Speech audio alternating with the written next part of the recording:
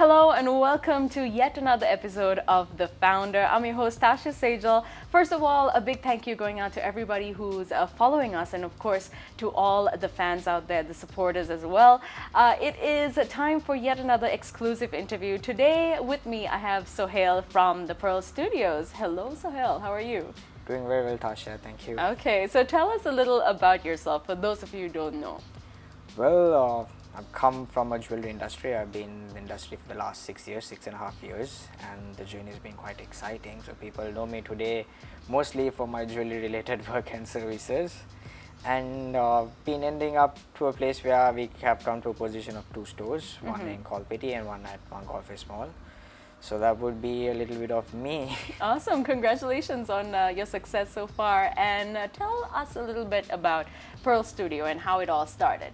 Well, Pearl Studio, the venture dates back to about 3 years. It all started when I was leaving my previous job, and when I was thinking, okay, what is my next step? What am I going to go from here? So naturally, being in the industry and working for a jewelry company before, I did have a couple of contacts in the international region, and I had a business plan of starting a small back-end office in Sri Lanka with jewelry related services, say designing, consumer concept developments, 3D visualizing, sketches. So having the plan in my mind, I kind of pitched it to my mentor at that particular time, still is Mr. Sandeep Shah, who's based in Japan. Okay. So this is when I told him that, hey, I have a plan like this, would you want to go ahead with it? So that's when the Japanese company got really interested, and then they were like, yes, we wouldn't mind you doing the back-end services for us and for a couple of other companies. So that's how the entire thing started as a company. From there we moved on and got a small team, and we started doing back-end services for jewelry. Naturally, going forward, we understood that there is a niche market for pearls, and nobody's doing pearl jewelry in Sri Lanka. And being in Japan, the operation was easier to source the pearls, and we had the knowledge to do it. Okay. And that was the initial spark for Pearl Studio. Oh, So that's from amazing. there, we opened up. We started about a year, and 6 months line, we did identify the potential. So we decided opening another store at OGF was a good idea. So that's how the company came into mark, basically. So it's identifying the niche of pearls and having the setup to do it is what inspired me to start the company. Now I can imagine, of course, you've gone through a whole lot of process, and of course to be what you are today. Was it at all a challenge to get things started off in the beginning? In the beginning, yes, it is. It's slightly easier to understand that, okay, though you have a plan in mind, is it really going to work? Are people going to be interested? But then again, having the back end of, a supporting pillar from a Japanese company saying that they will give you the initial business is a key to move with. So I took that as the start. And then from there, we developed a small team. I had a designer and a computer designer for get the basics going on.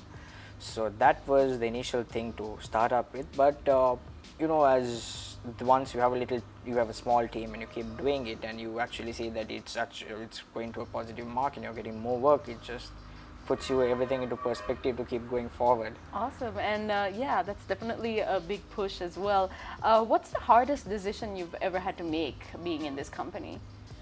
Well, there is not exactly as hard as decision as particularly say, but then again, as an entrepreneur, as a leader or anything, you are going to be faced with another 100 problems tomorrow morning. And that's how it's going to be. So it's taking each at a time. There's no such thing called hardest. Using your experience to say what is a smart decision, how do we maximize out of something like this, or whatever we are put into play. It's about the mini decisions that you make, but it needs to be that it's the right decision that you make. So that comes with a bit of experience, bit of guidance.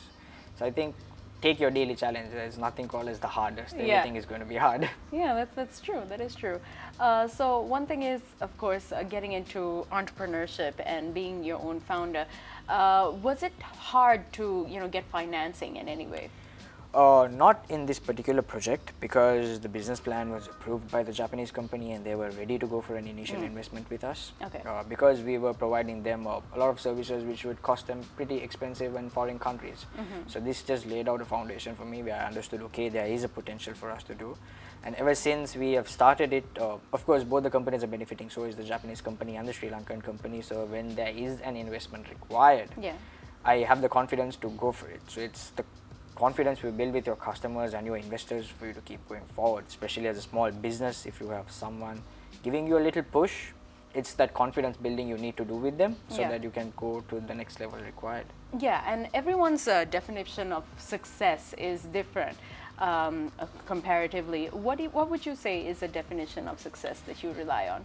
Success for me is short term and long term as well. There are two means of success when I take it for myself. Well, long term success is when you have accomplished what you started off doing. But in order for you to accomplish that long term success, I think it's the daily success that you really need to count. The number of challenges you win in a day. Yeah. Right? So if you're faced with 10 challenges, you at least try to be successful in 7 to 8. Naturally, you're going at a successive rate. So that is what is important. The focus goal should be, for me, it's an X amount of value that my company needs to be at. In order for me to achieve that, what are the daily challenges or the daily success rate that I need to fall into. So the moment you hit your small success notes on a daily basis, the longer run is That's true. secure. Yeah, and some people say success is what gets you out of bed in the morning. But what really does get you out of bed in the morning? For me, something that gets me out of the bed in the morning is knowing that I have a team of 9 people who are equally passionate of what we are doing. So it gives me a great boost, a great sense of leadership, a great sense of confidence when I go to my team and all of us are positive in the morning. We are shining in the morning. We know what needs to be happened. We are running around. So that is something I look forward in the morning. I have a routine. I wake up early and just get ready for my work. So I prefer going to office before anyone else, and then seeing everybody coming with liveliness is something I look forward every morning too. Yeah, that's true. And you spoke about your team, of course. Now, whenever someone wants to start a new business or a new startup, getting a place is always the issue. And nowadays, you get these wonderful places like this, like the Colombo Cooperative, that actually provides modern workspaces and creative spaces for companies of all sizes.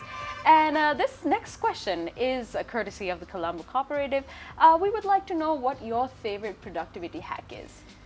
My favorite productivity hack would be something I read some time ago, and it has come in very handy for me throughout my daily career, throughout my lifelong career actually. It's something that says, if it takes less than a minute to finish it, finish it. Oh wow. If it takes less than a minute to finish it, finish it. Because the small things which you don't finish it, right, the small minor things which takes you actually less than a minute, saying yes, attending a meeting, arranging a meeting, saying no, giving them a decision.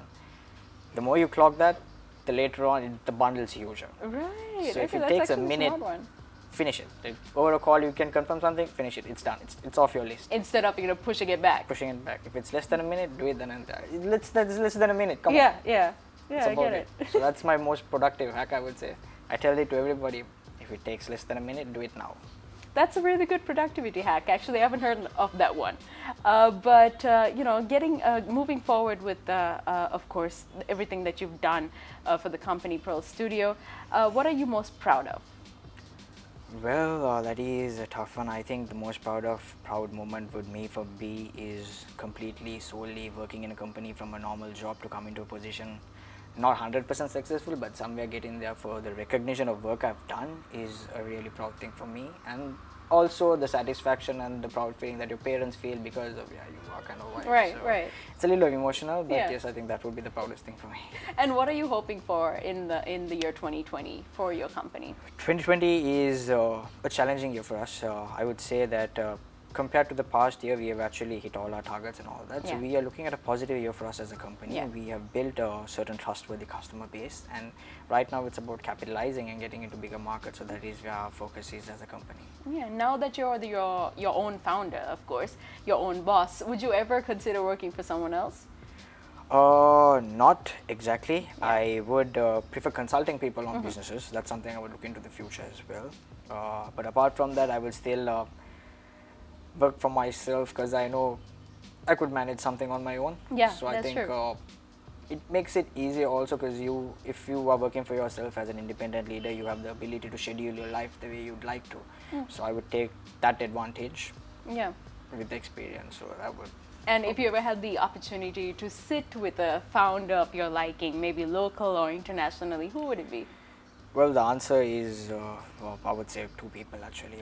One is historical and one is very close to my heart. I would say the founder of my religion, Islam itself.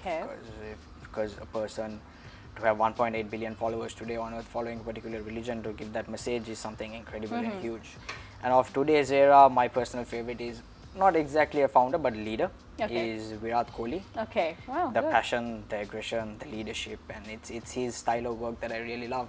So if I'm the best, you need to be the best in my team as well. It's a good example as well. Yeah. It is. It's one of the most best and the modern leaderships I see, Yeah. especially in a platform so huge. Cricket being it's huge, and if you're the Indian captain today, you got to be something really good. Yeah, that's true. That is true. So Yeah, that's actually pretty insightful as well. Thank you so much for talking to us. It has been an awesome one. Last but not least, I want to ask you, what would be a good piece of advice for young entrepreneurs young or any entrepreneurs, of any age, a group trying to start their own thing?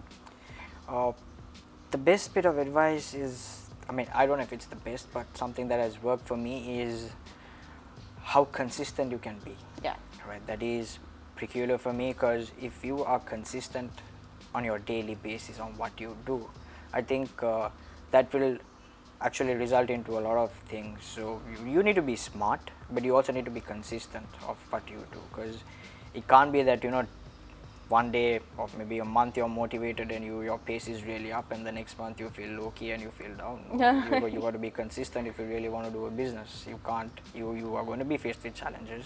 You'll have hardships. You'll have a lot of trouble, sleepless nights. But then again, the next day morning you got to face up. You got to get up and get going. it's the three words, right? Get up, dress up, get up, show up. Show up. You got to show up. Yeah, so it's about being consistent. Occasionally, yes, take a break. Go to a holiday. Just get your mind off things. It's important. It's mandatory. But then again, it's self-motivation and being consistent. If you are, the around you people are definitely going to be consistent too. Yeah, and I assume you're a hard-working person, of course. You know, breaks are definitely needed. What do you do for a break? Well, this year has been a little lucky, but most of the time I have a lot of international related work. So every time I used to go for work, I would have additionally take 3-4 days, tour the country or wherever I am, just take a break, holiday, see the area and come back. So this year has been a little cracky. There's not been much international travel, but occasionally I'd like to mellow down on a weekend. Probably tell my staff that, you know, this is a weekend I'm taking after some time, and just do not disturb me on this weekend. Probably just stay at home, stay with my family, because sometimes you just don't spend much time with them. That's true. Yeah, So that's true. stay And with of my course, family. they are the support system of anyone, right? So basically, yeah, that's really amazing. And of course, thank you so much for joining us today on The Founder. I wish you all the very best of luck Thank for you so much, the Sasha. Pearl I Studio. appreciate it. I had a good time. Thanks. Awesome. So there you have it. That's Sohail from Pearl Studio. Check him out and get to know a little bit more about Pearl Studio. And I'll see you next time on the next episode of The Founder.